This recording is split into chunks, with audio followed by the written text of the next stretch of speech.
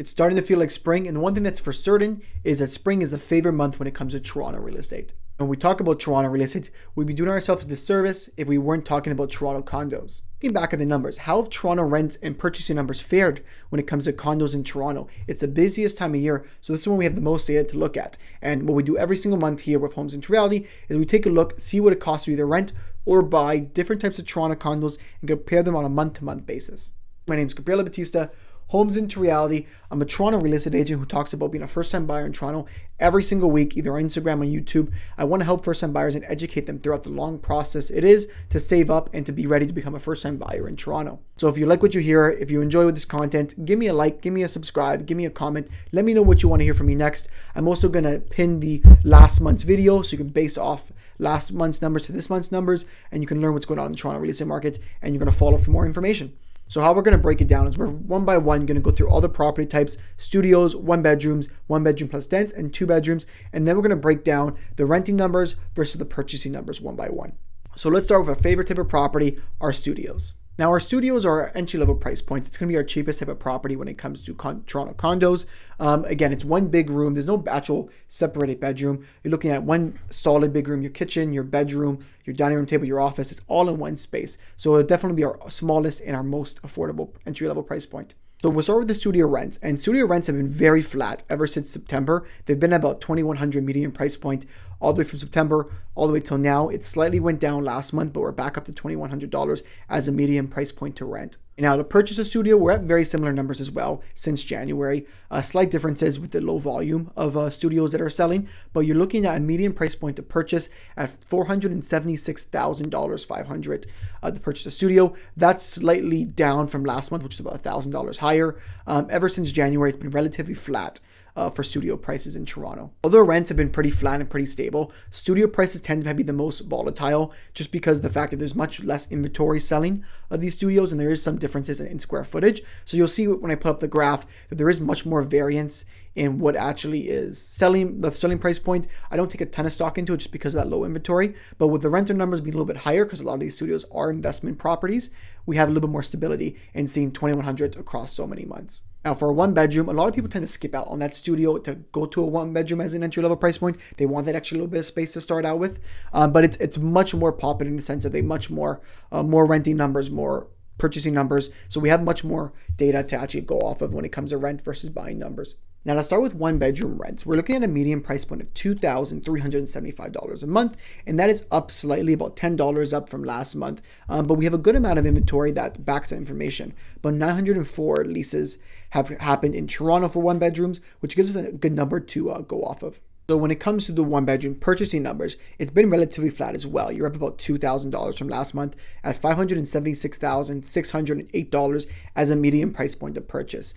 Compared to last month, about $2,000 up. So nothing monumental. A decent amount of numbers transacting as well, though 285 1 bedroom purchases from last month, which is a good amount of numbers. When we see the spring market start, we see these transactions start to come up. So that's a good number to keep an eye on and see if these numbers mean a ton. But I think it shows that they've been relatively calm over a busy period of time. So your 1 plus 10 median price point to rent, you're looking at $2,569, which is up extremely slightly, about $5 up off the median price point of last month. And the idea that you want to compare here is you're comparing a 1 bedroom to a 1 plus 10. You're paying that extra about $200, maybe a little bit less than $200 to get that extra piece of living space. So adding an office for $200 a month versus adding an extra piece of storage space for $200 a month. So that's where I think the best bang for your buck comes from with 1 plus 10s versus 1 bedrooms.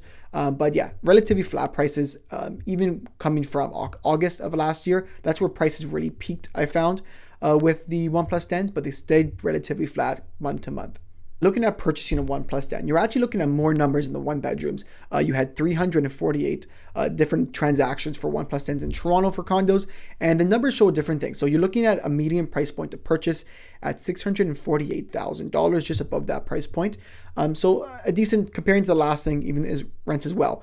You're spending less than $100,000 on a mortgage to add that den for your space. So that's why I think it tends to be your best bang for your buck. But if we look at the trends for 1 plus 10 median prices, it's interesting because in the peak of the market last year, let's say March, you were at really high numbers and you slowly started to see some declines, some big step declines and some smaller declines.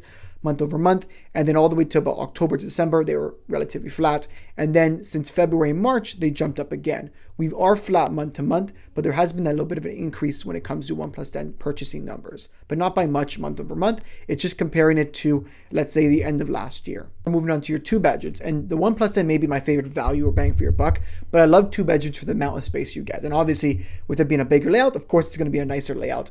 So that's just my thoughts on 2 bedrooms maybe versus a 1+10. But the 2 bedrooms are up slightly, about up $25 month over month. $3,025 a month is your median price point to rent a 2 bedroom. If we look at the actual stats, they stayed relatively flat since January. They had some fluctuations at the end of last year, but they've stayed flat from January to about March now. It'll be interesting to see because this is the one property that tends to take off pretty quickly. But that's interesting in the sense of numbers. We're dealing with a large amount of inventory. 874 of them have leased out last month. It's a big number, so we have a good amount of volume to be looking at these numbers with. Let's now look into the purchasing numbers. The purchasing numbers for a 2 bedroom is interesting because the most amount of condos that sold was a 2 bedroom. So 368 2 bedrooms sold last month, and we're looking at, so a good data point. If we're looking at the purchase numbers, we're down about $6,000 for median price point. We're at $754,597. So we're down, just about $6,000 if we look month over month. So not a huge fluctuation. If we look at the graph here, it's probably the most interesting because it follows the trend of last year's seasonality. A big peak in February, it stabled and went slightly down over March. It follows it very well from 2022 over to 2023. So it'd be interesting if that trend changes, if we see a decline in prices upcoming. We don't know until the market kind of says it, but it's interesting how we saw that big spike up and then it's flatlined, similar to the years past. So one more note we'll look at when it comes to condo leases, the amount of new listings on the market is up by a nice margin consistently throughout. Last month for studios, you had 125 to market, and in March you had 187. So a big jump up there. You also have about 1,100 new listings when it comes to 1 bedrooms, 1 dens, and 2 bedrooms, compared to last month in February. Those numbers were in the 900s or in the high 800s. So you're seeing a bump up in the new listings, which makes a lot of sense. What I typically look at right now is because we're entering into spring, getting closer to the summer months, the new amount of new rental listings that come out are going to be more excessive, more out there. A lot of people rent in the summer months, which is why they turn over in the summer as well. Do new listings kind of mean a cheaper rent?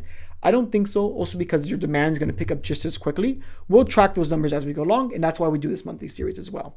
So that's my key takeaways when it comes to the condo numbers. I love tracking these 4 layouts particularly. You do get some other layouts that sometimes you look at, but it's best to look at these median price points because as first-time buyers in Toronto, you want to make sure you're looking at what the entry level or the middle price point is for these properties. We don't want to look at luxury properties. We want to kind of cancel those out.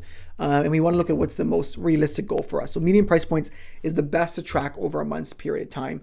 And of course, we're going to be back April, May, June, July, and ongoing. So if you're even thinking of buying a condo or renting a condo in the next year, this is a great video to tune in every single month. We do weekly content, but every single month you're going to get this type of video breaking down what the condo numbers are for renting and buying to make a great decision for your next home.